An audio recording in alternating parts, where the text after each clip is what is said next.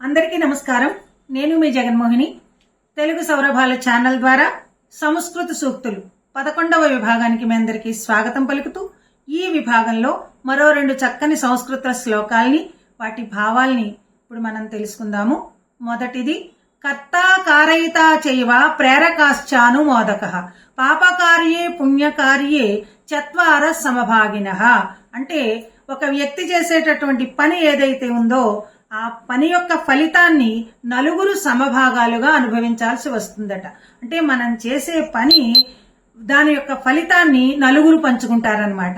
1 ఆ పని చేసినవాడు, 2 ఆ పనిని చేయించినవాడు, 3వ వ్యక్తి ఆ పని చేయుటకు ప్రేరేపించినవాడు, 4వ వ్యక్తి ఆ పనిని ఆమోదించినవాడు.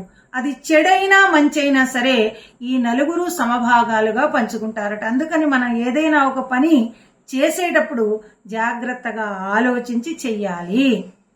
అంటే పాపకార్యాలు చేస్తే ఈ నలుగురు పాప ఫలితాన్ని పంచుకుంటారు, పుణ్యకార్యాలు చేస్తే ఈ నలుగురు పుణ్య ఫలితాన్ని పంచుకుంటారనమాట. మరో శ్లోకం, నరస్యాభరణం రూపం, రూపస్యాభరణం గుణం, గుణస్యాభరణం జ్ఞానం, జ్ఞానస్యాభరణం క్షమా.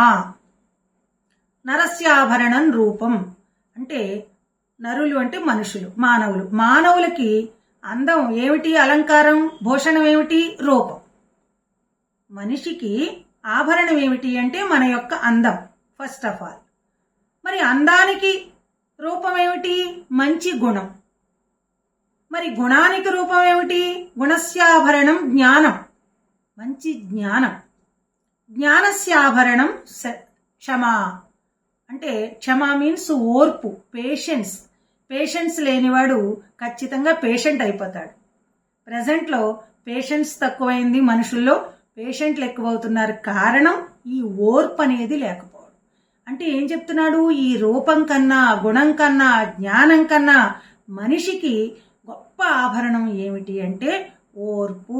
ఓర్పును మించినటువంటి ఆభరణము మరొకటి ఉండదు సుమా అని ఈ శ్లోకానికి భావం. విన్నందుకు మీ అందరికీ ధన్యవాదాలు. ఈ వీడియో కనుక మీకు నచ్చినట్టయితే లైక్ చేయండి, షేర్ చేయండి, సబ్స్క్రైబ్ చేయండి. మరో మంచి వీడియో చేసే అవకాశాన్ని నాకు కలిగించండి. Thank you.